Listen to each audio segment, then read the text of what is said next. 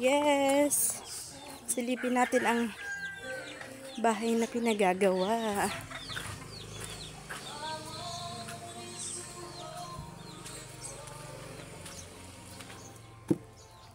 Baka nagdagas ako. Ay. Ito. Dito sa kabila na kaharap. Kwarto to? Oo. Ito kwarto din. Tataklo ba naman yun? Yun, ay yung pintong yan? Oo. Yung kabilang yung paparaw. So hindi yung pinto. Hindi pinto yun. Ito ang pinto, isang kwarto. Pinto. Tapos ito ay terrace. Ito. Ba't parang magkatalikodan ng... hindi pala. Ba't magkaiba ang pinto? Ang pinto sa isa nasa gilid, tapos yung isa nandito. Ay, para hindi yung paglabas parehong narito. Ito. Ayan, Itong kusina. yan ang kusina. Kusina, ito o itong kabila.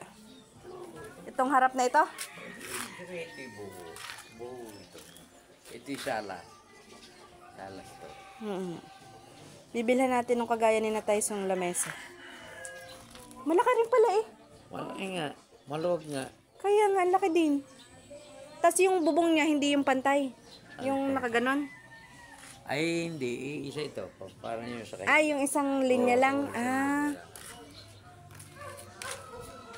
Malaki din naman ang CR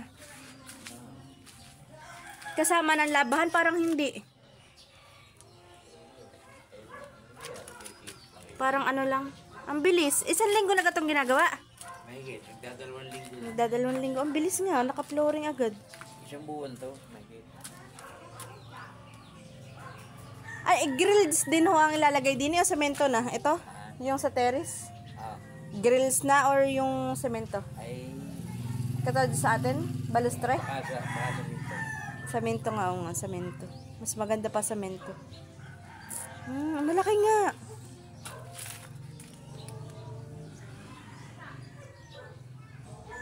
Makalaki din pala. Paano ang kisame nito?